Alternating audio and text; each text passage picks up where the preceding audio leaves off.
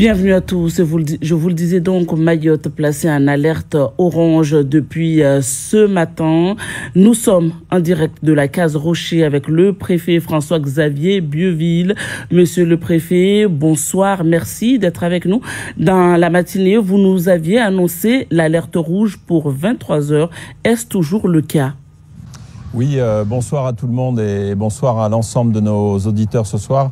Pour vous dire qu'effectivement, je confirme l'alerte rouge non pas à 23 heures mais à 22 heures.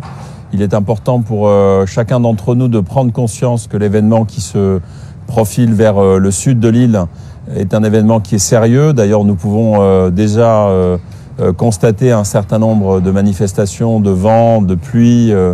Là, à l'instant même où je vous parle, les vents commencent à souffler de façon significative.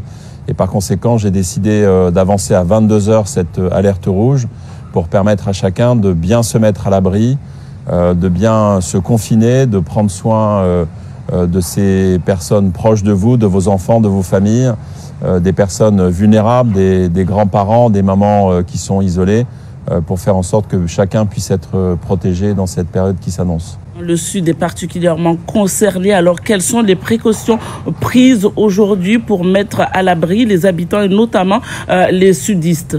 Eh bien, pendant toute la journée d'hier et d'aujourd'hui, nous avons travaillé en liaison avec la mer et je voudrais remercier l'ensemble des maires de l'île qui, une nouvelle fois, comme nous l'avions fait à Chido, se sont préparés avec nous pour ouvrir les centres d'hébergement d'urgence. Nous avons demandé également au Cadi de contacter l'ensemble des mosquées de l'île pour faire en sorte que ces mosquées soient ouvertes à l'accueil, ce qui a été fait cet après-midi. J'ai rappelé aussi des consignes, bien sûr, d'entraide et de solidarité. Je sais que la population mahoraise est généreuse et qu'elle sait faire preuve de cette générosité quand les événements sont difficiles.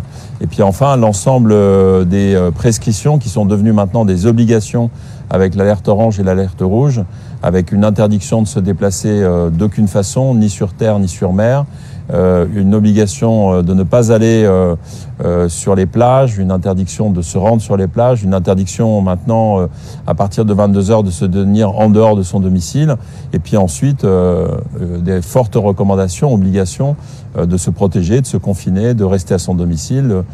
Je pense que toutes les précautions ont dû être entendues aujourd'hui pour ranger tout ce qui va être en capacité de voler et d'être dangereux. Tous les objets que vous avez à l'extérieur de vos maisons. Je pense que maintenant, nous devons nous préparer à cet événement qui va commencer dans la nuit, plutôt en fin de nuit, cette nuit même, et qui va continuer pendant une bonne partie de la matinée, voire de la journée de demain dimanche. Merci beaucoup, monsieur le préfet François-Xavier Bieuville, qui était devant la caméra de Assadi Razafit Seheno.